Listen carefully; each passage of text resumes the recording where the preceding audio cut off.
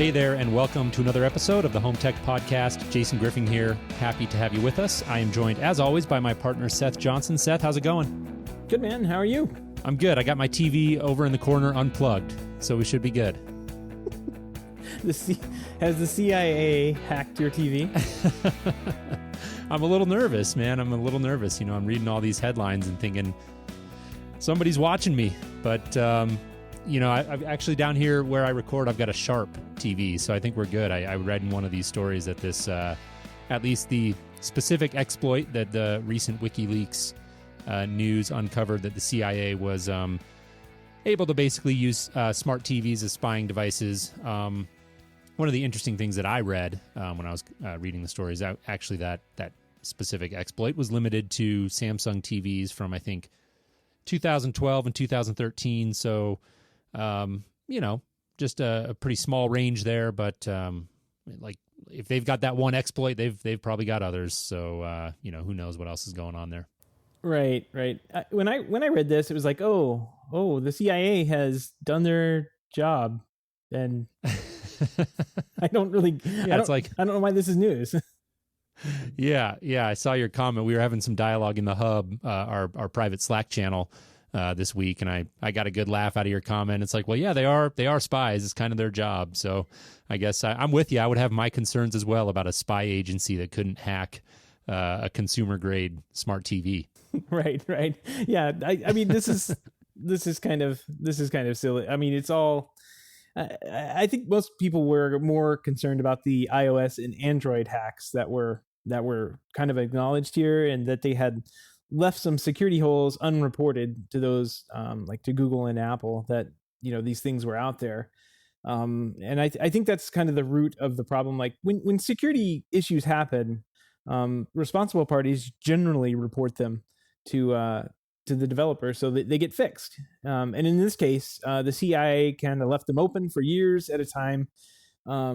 And that's not a big deal. Like if we're like, oh yeah, this is the CIA, that they're a US agency, they're hacking smart TVs. But at the same time, you have to think like there are other very smart people out there in the world, and they're able to hack the TVs as well. So, China, Russia, they could have hacked the TVs as well and done something with the TV audio. I have no idea. This sounds like it was developed for like a very specific mission, like maybe I wonder if Obama hacked Trump's TV. Oh boy. Well, I'm sure we will find out about 6:00 tomorrow morning if it's happened. Don't worry, that'll be the extent of our political conversation here on Home Tech tonight. Let's jump right in. Actually, we've got we've got a number of news stories here. No guest for this episode. Just going to be you and me, Seth, kicking around a few news stories and general topics for the week. So look forward to that. But before we dive into it, just want to give a quick plug like we normally do and thank all of our patrons, supporters of the show. We really appreciate it. If you're interested in learning more about how you can support the show, best way to do that is head on over to HomeTech.fm/support. Again, that's HomeTech.fm/support. And that is where you can learn about our Patreon page, which is where you can support us financially for as little as $1 a month. And we've had quite a few people do that. We really appreciate it. And I want to quickly mention that we allude, very often to our private Slack channel, the Hub, where we have some really great dialogue and really great participation from a lot of very smart people. And, even at that $1 a month level, you get access to that private Slack channel, which I think is a pretty cool feature and well worth $1 a month to be in there and be part of that dialogue. So one more time, HomeTech.fm/support if you're interested in learning more. Yep. And I will, echo what you just said. We are very thankful for our supporters and patrons of the show. They've actually made this live show possible, just have really helped keep the show move along, and kind of like really helps us, on a day-to-day. Like the Slack channel has been great recently. I mean, we've had a lot of posts from a number of people, both here in the States and abroad, about projects they're working on and different sorts of things, questions that have come up. And man, it's just been a great resource as of recently. Yeah. So check it out, HomeTech.fm/support. Very good. Well, let's jump right in here. First story we want to talk about actually did come from the Hub, at least as far as where I first saw it. Chris Gamble from live install over in the hub, put it up. And HomeKit, Apple, has some new promotional materials out there, including, I believe, like about a 45-second to a minute long promo video and a completely revamped HomeKit website or home website featuring, a lot of information about the initiative, and really nice looking. I mean, no surprise there. Apple does a great job putting together marketing materials, clearly, and so I would expect nothing less. But pretty cool to see what Apple is doing to drive the vision of the smart home forward. And I think these are great assets for anybody out there who may be trying to explain what the smart home really is all about and what it looks like potentially moving forward. This is a great little short video you could send to your mom or your in-laws or whoever it was that wasn't really getting it, that I think does a great job of just concisely encapsulating what the prospects are for not only HomeKit but just the connected home in general. Right, and one of the links on there is Shop HomeKit devices, which man, there are a ton of devices that are supported within HomeKit right now. It's pretty impressive to see how, after a few short years, and it seems like a few short years, like it hasn't moved as fast as I think some people in the tech journalism world have wanted it to. But man, it's been a slow and steady ramp, and I think they've done a pretty good job of bringing on new device types and rolling them out when it's become either possible or reasonable to do so. Right. And we're still early along with these products. So I'm pretty impressed with what they've able to come out with. It's not like everybody and their brother is doing HomeKit. Like supposedly they're more secure and the CIA can't hack into them, but who knows?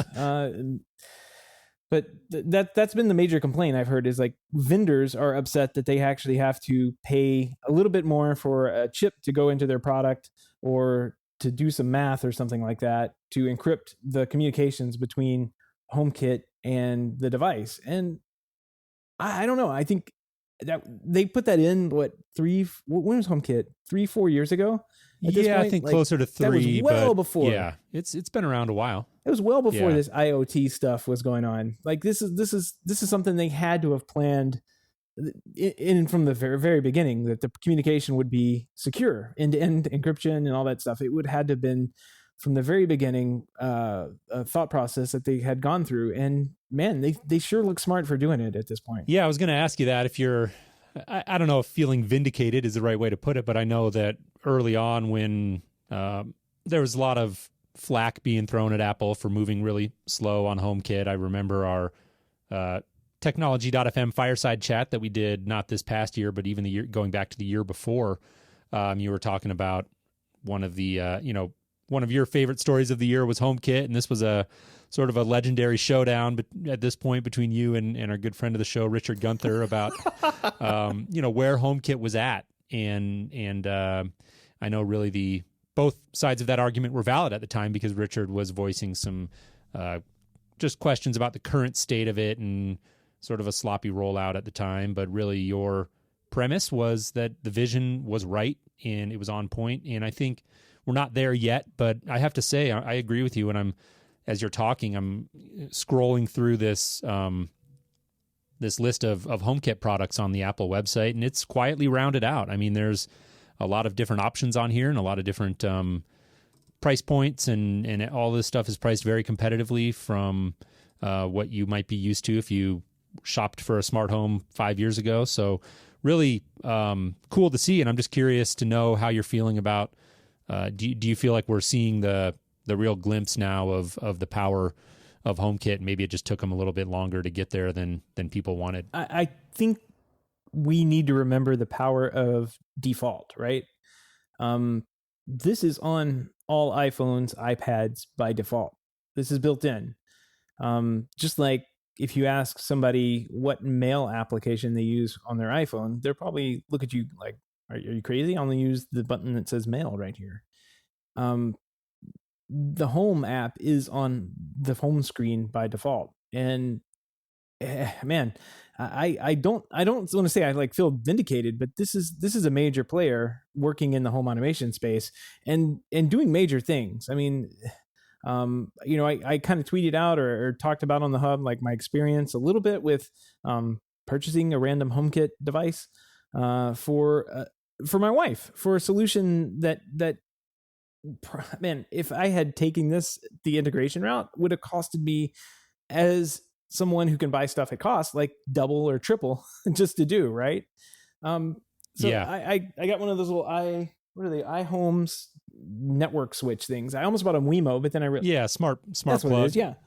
I almost bought a Wemo, but I realized it was $10 less to get the one that was actually HomeKit compatible. I plugged it in, did the setup within like 20 seconds, and went over to my wife and said, okay, it's on your phone. Here's how you get to it. Oh yeah. And you can yell at your phone. I'm not going to say it out loud because it'll turn on, but hey Siri, turn on this, the hot, whatever you call it. And it works. Like it worked instantly. She thought it was great. She like got this big giant grin on her face and like, oh, that's really cool. I can do that, anywhere. Of course you can do it anywhere. You can do it when you're driving to work if you forget about it. And Siri will verbally tell you, okay, that plug is off. And man, how have we not gotten for like there? for like $40, right? $40, yeah. End to end. I mean, I probably $40 and really quick setup. And I'm with you. I mean, I had a similar experience incidentally with the same smart plug. I bought one of these to turn on and off a little lamp in our nursery because for our newborn son, not newborn anymore, about 7 months now, but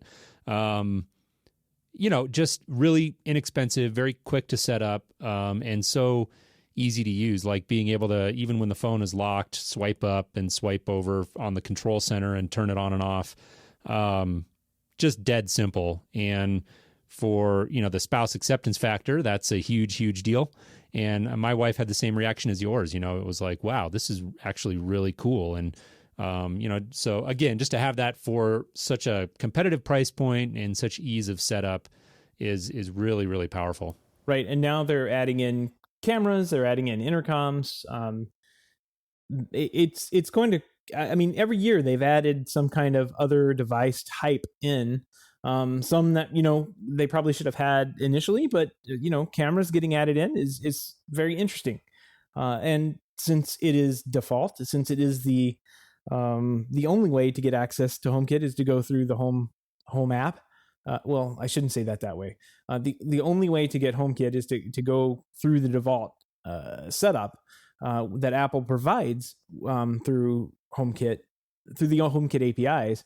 It's very powerful that you have, as a manufacturer, they have access to interfaces and displays that they wouldn't normally have access to on the device. And that's definitely a huge advantage. Like I'm thinking about the cameras, like you can get a nice little pop-up of the camera feed on your screen. They've got a nice little picture of that on the website. That's not something that you would normally get if you just had, like, say, a Nest camera that's not HomeKit compatible. It's not going to give you that little pop-up there that has, oh, this just happened at your house. There's the UPS guy there and he wants to talk to you. There it is right there. And it's only available for HomeKit compatible devices. So don't forget, as we move forward, how powerful being the default application on the device is. That's a very powerful place to be. Right. It is a very powerful proposition, like you said, and really cool to see that that platform rounding out. I'm a fan of the vision as well, and so I think it's fun to see that taking shape. Like you said, slow and steady. Let's move on. There was a number of stories about another big player moving into the space, and that's Amazon. Of course, we talk all the time about Amazon and voice control, but these stories were couple of different angles, actually. The one that I wanted to hit on first was the rumors of a new security camera coming out. And so these are actually, there's AFTVnews.com. It's Amazon Fire TV News. So this is a website dedicated really to Amazon, specifically kind of Amazon streaming video efforts. But apparently they've got little crawlers that hit Amazon servers periodically. And I don't know how exactly that works, but in any event, one of those crawlers pulled off an image off of a server of a new rumored Amazon indoor camera. It almost looks, I would say the most comparable thing I would compare it to maybe like the Canary type of device, similar form factor. So same idea, built-in camera, microphones, presumably this sort of thing. I think it would be a nice addition to the Amazon line of products, a pretty logical addition as well. So kind of cool to see that. It is purely rumor. There wasn't a lot of meat to the story in terms of any pricing or release or anything like that. It really was just the image, but still pretty cool to see. Right. And that's exactly what I was thinking of. The Canary cameras that they have. I'm actually sitting right here next to my Canary, the security device. I usually have it in my garage, but our infant monitor thing went out, so I had to move it into the nursery room to kind of sit there and be a temporary infant monitor until the new one came. So now I've got to reinstall it, and this thing is about the size of a Coke can, maybe a little bit bigger. And what I'm thinking, just by looking at it, I thought, why wouldn't Amazon just put a camera on the Echo, right? Like it would be perfect for that device. You could make an entire like home security system out of it, and it would fit within the form factor that like people already like. I don't know. I'm just thinking out loud, but it would be really cool for them to do something like that. Well, that was some of the commentary I read in a few of the articles is, how does this fit in with the Echo, and is there overlap and this sort of thing? So, we'll have to watch and see how that all plays out. And who knows, this may be a very early prototype vision type of image and nothing more. I kind of doubt it. I think there's probably something there coming, and it's just a matter of time and some of the details. So it'll be cool to see that. One of the other things that I read. I wonder if go ahead. I wonder if Alexa is going to be built into this, right? I would think it would be, assume right? so. Like you would put a security camera in, and it would also serve as like an Alexa access point. That would be really cool. Yeah. I'm sure it'll have built-in microphones. So at that point, there would be no reason for Amazon to not include that. So yeah, like I said, we'll just keep an eye on it. One of the other things we saw, or that I saw, was that Amazon is looking at potential devices that can do phone calls. So voice over internet protocol, VoIP. Another very logical addition to the Echo line of products. It's basically, nothing that crazy. It's kind of a speakerphone at that point, but just to have that feature built in is another, one more arrow in their quiver, so to speak, of a function that people would arguably use pretty often. And I think given their vision and hardware design and the current functionality of the devices would make a lot of sense. Now, I'm going to kind of go the opposite direction on this one just a little bit, because Amazon just came out with a Skype competitor, and the name of it is eluding me right now, but it's very much geared towards business. And I'm wondering if they don't develop like a little type device that you could, every conference room I've been in for the last 10 years has had that stupid Starfish phone on the desk that doesn't work. The Polycom? Yeah, that one. Yeah. It's horrible. No one likes it. Everyone hates it. It doesn't work. It's always shoved off in the corner. And yeah. So maybe they're going to make a new Starfish with little 2 seashells off on the side, and they'll make a new, like, tie it in with their new conferencing app. I really see that happening faster than it may be built into the Alexa side. Yeah, that's interesting. One of the other areas of potential overlap that I was reading about is that these devices could presumably be used to do not just like what you would think of as a traditional phone call, but maybe intercom type of functionality. Not even potentially, yes, within your one house, but you could almost have an intercom functionality to your mom's house, across the country or whatever it was, and that's certainly technically possible very easily with voice over IP. What I thought was the wrinkle to that story, and I actually didn't realize this. We talked, I think, briefly about Nucleus, which is like an intercom type of product that's built on Alexa, and we won't go into that. You can just Google it, Nucleus, Amazon Intercom. It should come right up. What I didn't know is that Amazon apparently was a a big investor in Nucleus. So there's a business relationship there, and very apparent overlap, I guess, between what Echo could do as an intercom unit and what Nucleus is doing right now. So how does that all shake out is another wrinkle to this. It does make sense that a little device like the Echo, which, could be used as like a microphone for, you could say like call somebody, and it would bypass having to use cell phones and phone plans and that kind of thing. You just call somebody, whoever's number you had set up, and you could just talk to them on speakerphone in your kitchen. That would be a cool use case, I think. Well, speaking of Alexa, gosh, we're saying that word a lot. It's probably waking up everybody's Echo right now.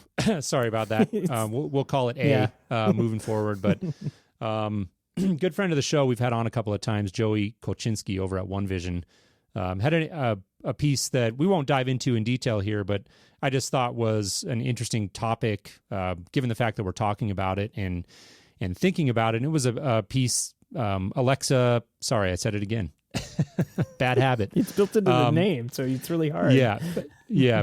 Please don't steal my company's service revenue. Interesting thought piece about the possibilities of an Echo device essentially turning into like an in-home tech support assistant. So you could say something like, hey, my Apple TV is not working, and it'll maybe run you through some troubleshooting steps, send a soft reboot over to Apple TV, whatever it is. And I thought that was a really, I hadn't really thought of it that way before.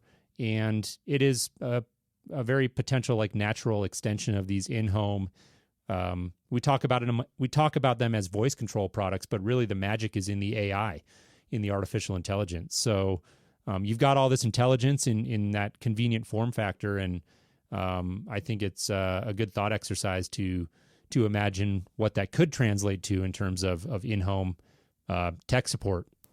And of course, I'm going to go cynical. Like if you said, my Netflix just stopped working on my Apple TV, and Alexa may come back and say, maybe you need to buy a Fire TV. I knew that's where you were going to go. Would you like to add one to your cart? Example. It might work better if you were using Fire TV. Right. One will be at your door in 5 minutes. Right. Delivered by a smart home consultant.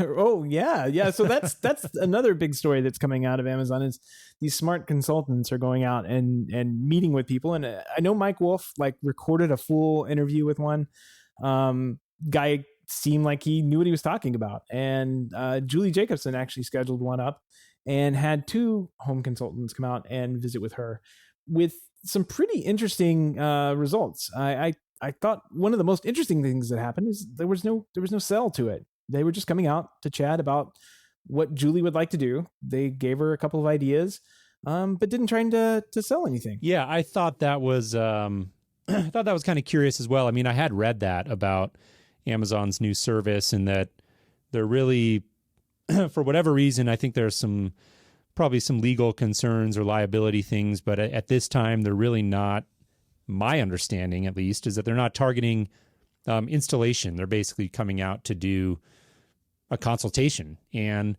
I thought that Julie was probably on the right track. In her article, she alluded to the fact that this is probably sort of an information gathering exercise for Amazon. All of the conversations are probably getting fed back to, somebody or somewhere on a server, who knows, but I think they're probably getting a lot of valuable information from this, from real people who actually use the smart home. And I think there's probably a bigger play coming at some point in given Amazon's interest in services and all of that. So that'll be really, I think, interesting to watch how that shakes out, because there's got to be a bigger play here, because the math just doesn't work. Like for 2 guys to come out to your house for 45 minutes and try to sell you like $100 camera or something, the math doesn't work. So I think there's got to be some sort of bigger play here for Amazon, and it's just a question of what exactly that is.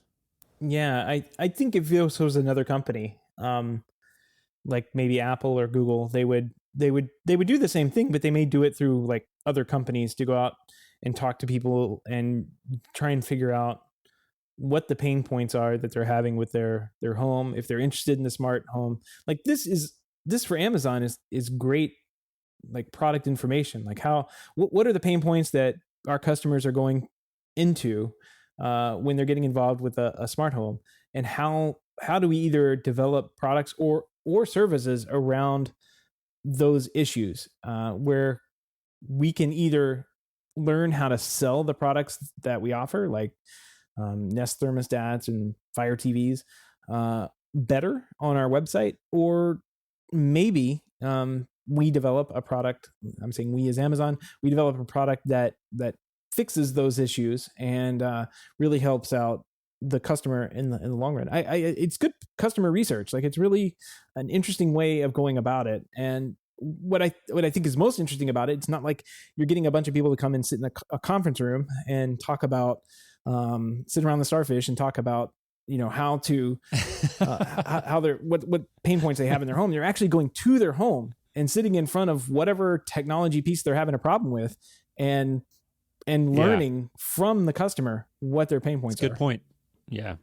Yeah, it's a good point. I think there's no better setting to get a feel for that. And, I've been working in this smart home on the integrator installation side of the business for quite a while, and going into people's homes. I think every time I go into someone's home and have a conversation with them about what they're trying to do, I come away from it with at least one lesson, often more than that. And so I think, to me, that's the most likely explanation of what Amazon is up to here, but that remains to be seen. Let's move on here, Seth. We wanted to, some of these stories, Crestron on the lighting front, these stories started to surface last week, and we had talked about, did we want to dive into them? We had a pretty full plate, but we've seen some more developments out of Crestron all around lighting really this week. And so we wanted to touch on it. They've got their new Zoom, and that's spelled ZUM, wireless lighting control solution. And as best as I can tell, this looks like maybe Crestron's answer to Lutron Caseta. So, Crestron's had a wireless lighting solution with their Infinet wireless solution. And so at first I was kind of wondering where this fit in. And I think as best I can tell, it's an answer to Caseta. There's a bunch of videos out there. We'll maybe link to at least one or two of them in the website, and we can talk about some of the pros and cons about how they've approached this. But I think it's I don't know, kind of a cool looking product. I'm just still trying to figure out like where it fits. You know what I mean? Right. It has a range of 150 feet. Only can do 32 devices off of a single controller. I guess that's their hub. And let's see. There it is. I wasn't sure if that was going to come out tonight. Communications hop from one device to the other, so it's some kind of mesh networking. A couple of things that they've done here. There's a like a load box, like a controller that will fit inside of a J box, I think, if I'm reading this right. There, which is more like you'd see that more in commercial than you would in residential. I don't know. This stuff looks pretty interesting, but I wish there was some pricing attached to it so we could figure out like where in the landscape this thing lies. Like, is it Caseta pricing or is it Raw 2 pricing? Where does this fit with within the realm of lighting control? Like, I don't know. Yeah, definitely. I think that's where I'm stuck on it as well. I think that the videos make it pretty clear, and the messaging behind it make it pretty clear that they're really targeting like ease of setup. Making this as simple as videos told you that. Well, yeah.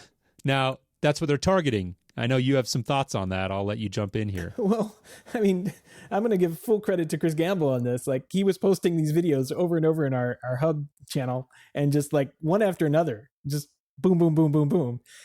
I opened up one of them and started watching. Holy cow. Like, the first thing this poor guy says is, you can set these devices up in 3 easy steps. And as you watch the video, there are 3 easy steps, but they each have like 26, 27 steps each with variations. Sub steps. Yeah. So it's not, man, it's not as easy as they're claiming it to be. Like, if you compare it to the HomeKit setup that we have with our little plug device, it's just, there's no way it's easy.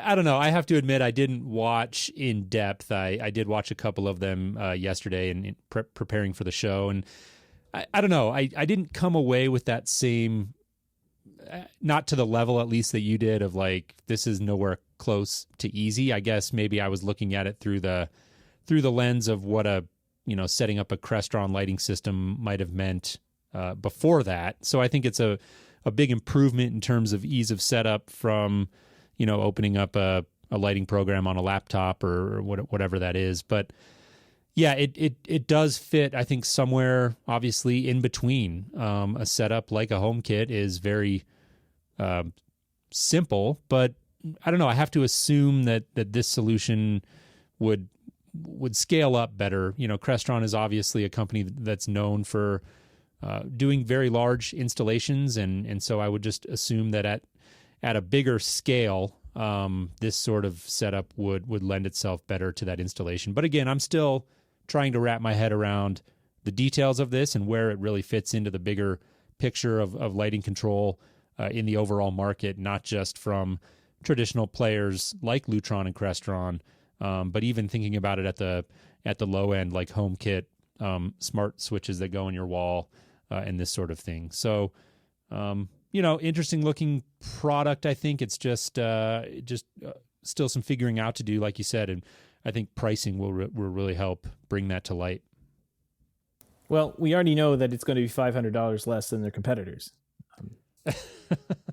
Well, that's true. I'll give you that. So the joke is on that is that last week they were talking about a $500 Lutron tax on integration with their products. So if you were running specific processors, the Series 3 processors with Crestron, and you wanted to use a third-party lighting control like Vantage or Lutron, which are extremely popular in these higher-end homes, you got to pay this $500 licensing fee. If you use Crestron products, hey, there's no licensing fee. We talked about John Clancy a couple of times, the VP of residential. He said, this all has to do with how much extra support we have to give these jobs that have Lutron and Vantage. I just don't buy that at all. I think that's disingenuous at best. And like, this is clearly sales related. First of all, to do this and then the next week come out with your own lighting control product, suspect. Second of all, like, if you have a product that is built on integration, maybe you should build the price of integration into the product itself. There are plenty of other companies out there making integrations with Lutron for percentages of the cost of Crestron systems. Like, we're talking lower numbers here. And if there's a big problem, look, I'm a programmer. Lutron's API and integration API is like one of the easiest in the world. It's been the same for 2 decades. Almost the same thing with Vantage. Like, it's very easy to program and use. This is clearly sales motivated, has nothing to do with engineering or tech support. And I think it's honestly, I just think it's disingenuous for them to put this forward as like something that they're doing. All in all, I don't think most Crestron dealers are going to care too much because they're going to use Crestron lighting anyway. But if you're in an area like mine where you are an integrator, you probably have the low voltage license, but you have nothing to do with the high voltage, and whatever gets spec'd in for the high voltage. Now, thanks to Crestron, they have made it harder for you to sell their product into those jobs. And I think that's just a boneheaded move, just a step back in the wrong direction. Yeah. Well, I think you make a lot of valid points. I've only had a chance to meet John briefly, and he seems like a guy who gets it. And I think that, overall, I personally am happy to see Crestron continuing to push and innovate in the residential space. I think it only helps to have them there. But I do have to say, there was a letter that he sent out just a few days ago regarding this, what's jokingly being called the Lutron tax. And the letter starts out, we understand there are many questions regarding the recently announced lighting system activation key, so I would like to try and shine some more light on it. And then he goes on to say, rest assured this has to do with one thing and one thing only, providing end users with the best user experience. We feel strongly that this means an end-to-end Crestron solution. This solution has never been better nor easier to deliver. And then the rest of the letter really goes on to tout the virtues of using Crestron end-to-end for control, automation, and lighting. And so it's like, I read this thing and I was trying to find, waiting for the section where it was like trying to, I don't know, ease the sting or console their, I got to imagine there's a lot of Crestron dealers out there who don't. I would disagree with you slightly in terms of, you made a comment saying, Crestron dealers aren't going to care because they do all Crestron lighting. I don't necessarily believe that. I think there are probably a lot of Crestron dealers out there who, for one reason or another, use Lutron for lighting, and so I think this is going to affect them.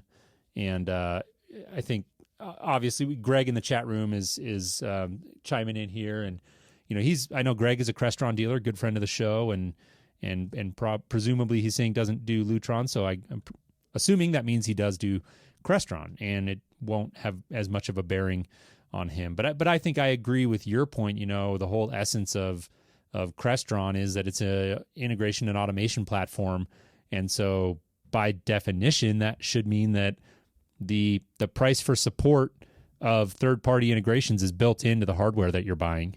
That's the nature of integration. So I agree with you. I think that this was at the very least a short-sighted move by Crestron, but I know there are reasonable minds that disagree on this, and that's just how any initiative like this that comes from a manufacturer is bound to cause disagreement in the industry. I come down on the side of the fence that it just wasn't a smart move, and the communication I think could have been handled better at the very least. Yeah, and taking a step back, look at this as the big picture that we've been talking about, and what we're saying is the race to the top. Who cares?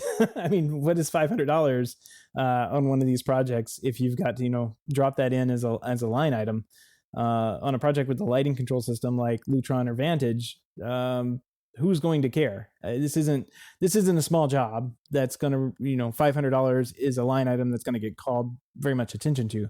On these jobs, you're going to say, oh, well, that's what we have to pay that license to Crestron just to activate the system for us to communicate with Lutron Advantage. I'm sorry, Mr. Customer, and that if they're comfortable with that, then they go with the product. But I don't think that particular number is going to cause much angst, especially on larger projects like that. But I would even slightly I don't think it's going to sell any more Crestron systems either. I don't see it's going to sell Crestron lighting at all. That's why I'm kind of baffled as if this was 1990 and you were trying to sell powerful SAP platform for business executives, like that, this makes sense. But man, it's 2017.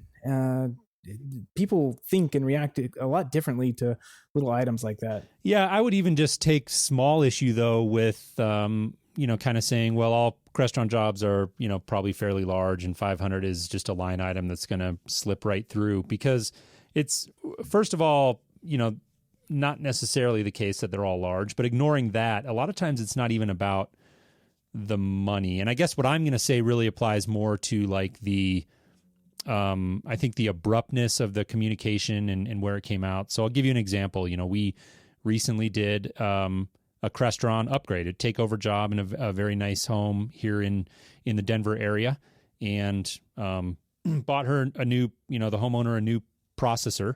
And this was not a huge job. I mean, compared to like a DIY HomeKit thing, yes, it was astronomical, but we're not talking about a $500,000 project here.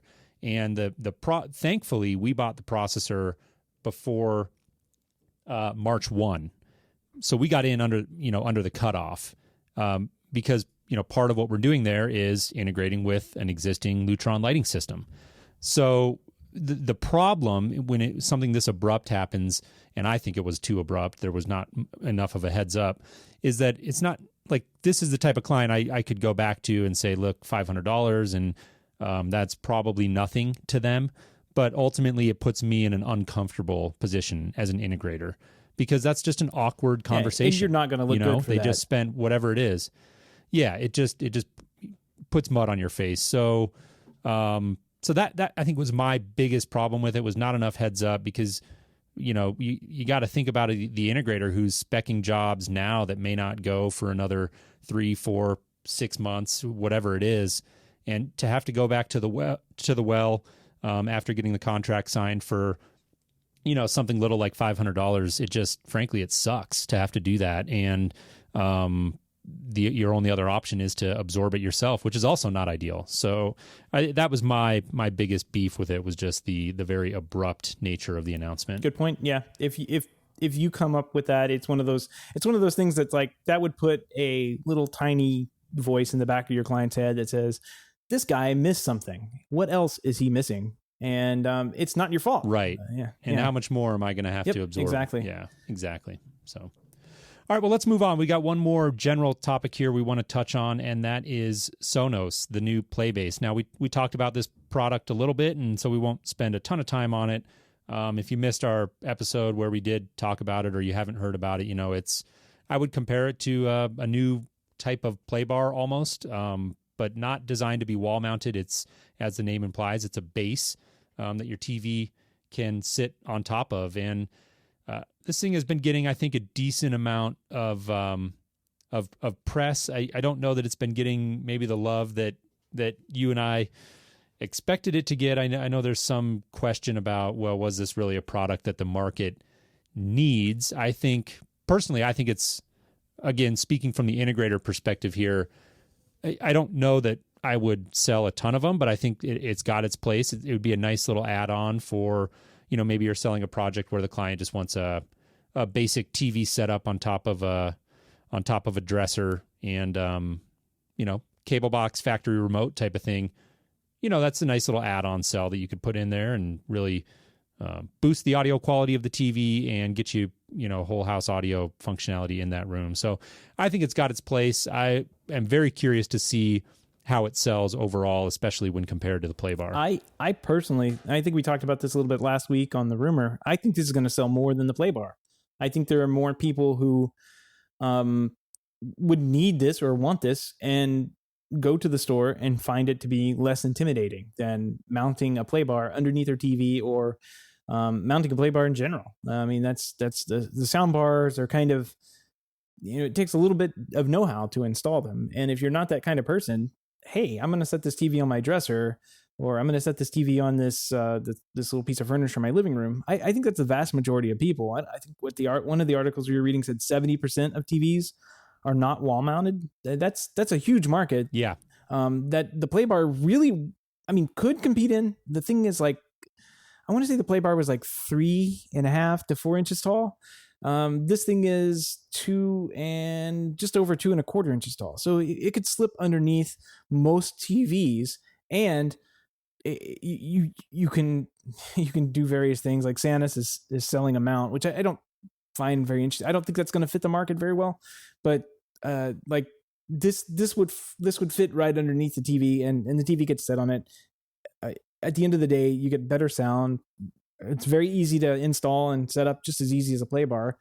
I think it's a win-win. I don't really see a problem with this product. I think it's going to be much more popular than the Play Bar itself. Yeah. So you alluded to the 70% numbers. So Sonos determined that 70% of TVs out there are not mounted to the wall, but they're on factory stands. I actually saw that number in what I thought was a very cool video, and I think we should include this in our show notes at HomeTech.fm/152. It's kind of the making of the Play Bar video, and they talk about the intent of it and what the thought process was, and I think it's a cool video to go take a look at. Greg, again in the chat room here, is prodding me to mention the varying size holes. There's a lot been made of that. The engineering behind the little pin size holes they had to put all around this thing to get the sound and heat out of it. So kind of a funny little thing, but I think it's a good example of, you get a little bit of a glimpse inside of product design, which for somebody like me who's never worked in that world, I thought was kind of interesting. You mentioned the Sonos mount. This basically, to me, looks like it's designed to solve the one thing about the PLAYBASE that's the biggest question in my mind, which is, is it big enough for the base of most TVs? Like, it's I know there are some TVs that have the feet are way out by the edges of the TV. And so how does that work if the stand is, if the footprint of the stand is bigger than the overall surface area of the PLAYBASE? What do you do? And it looks like the Sanus mount is designed to basically solve that. Funny enough, though, when I looked at the Sanus mount, the first thing that I thought of is that's actually a product that, while it's good for the PLAYBASE, is actually solving, I think, a more common problem, at least right now. And that's, how many times have you had a client who's got maybe a TV that they were given, or an old TV that was wall mounted, and they no longer have the factory stand for it, but now they need a stand. And this thing you'll have to go look at a picture of it, but it could fit that bill nicely. So if you have an old TV that you're looking for a stand for, and I know that's not entirely uncommon, this is actually a pretty good product for that. It wasn't necessarily their target market when they developed it, but a good fit for that problem nonetheless. Yep. I've had that conversation come up a number of times. It's like, oh, we have this old TV from my house up north. Can we install it? Sure. Where's the base? Oh, well, it came off the wall. I don't want to put it on the wall here. How much is the stand? And it turns out the stand is more than, buying the new TV, buying a new, the same size. So that's always been my experience with those particular mounts. Yeah. I guess there's not too much demand for that kind of thing. Well, I think last thing I got to go back to the holes. Oh, go ahead. Go ahead. I think what Greg is talking about, like, I'm just looking at it. They made 43,000 holes in the front of this thing. But this is a little bit of Apple engineering here. They have a curved piece of aluminum that they put over the front of this, or plastic or aluminum, something like that. And the holes are different sizes, because when you bend the aluminum, the hole is going to be a different. It's going to move the holes into different shapes. And they all look uniform at the final bend. So that's Apple did that on the old cheese grater Mac, which I thought was always one of those really cool things that they did. It looks like they've done the same thing in this case. Got it. Thank you for clarifying that. I guess I didn't catch it's a lot of holes. The significance of it. Yeah, indeed. I think last thing I want to say about Sonos, and we'll close out the show here, is just mention an article on Wired, and this was another one that came to me, at least from the hub first, is where I saw it. And it's again from Wired, and it's Sonos' quest to unite the smart home with sweet music. Now, I'm not going to dive into the article. I'd recommend just going and reading it, because I think I thought it was a very, very well written piece, and I think really encapsulates the challenge of a company like Sonos, who really pioneered a new category and is now faced with a huge amount of competition from lower priced devices like Chromecasts and Echoes. And where do they go from here, and how do they move forward and maintain relevance in a strong position in the connected home? And I thought it was a really a great read, just in the context of thinking about Sonos specifically, but also zooming out and thinking about the smart home industry in general, and particularly like the professional integrators and the CEDIA channel. Not a direct tie-in there, but I thought it was just cool to think about some of the parallels there, and look at. I feel like there is a revived energy at Sonos with the new CEO in there, and maybe a new direction, more embracing of integration, and that'll remain to be seen. But I thought it was a great article, and I just wanted to mention it because I think it's worth a read. Yeah, definitely. I'm just kind of skimming through it. It's very well written, very well researched, and really, really smart insights into what Sonos, like you said, the challenges that Sonos is going to have moving forward. When with all this extra competition and smaller companies that get in and start doing this stuff, it's much easier for them to iterate and move quickly than it is for a company like Sonos that is well established. And it's kind of like one of those big ship analogies, right? Like the big ships, they just take a long time to turn sometimes. And Sonos is not really a big ship when you and I think about it, but it really is. Yeah. Like it hasn't been around as long as like a Russ Sound or a Crestron or a Control 4. But it's definitely one of those companies that's like, it's big now, and they're going to take a long time to do something, because they're not just like affecting a warehouse of people in San Francisco, they're going to be shutting down 3 or 4 offices globally because they made a mistake. Like this is a major company now. Well, anyways, that's probably a good place to close out the episode. Once again, we just want to thank everybody who has supported the show through our Patreon page.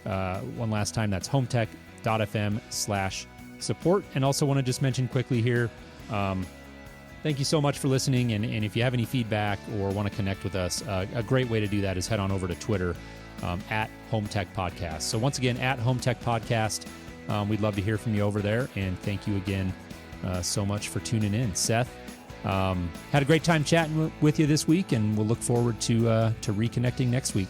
Sounds good. I'm going to go unplug my TVs and make sure no one's listening. All right, man. Yep, you got it. Have a good one. All right, talk to you next week. All right.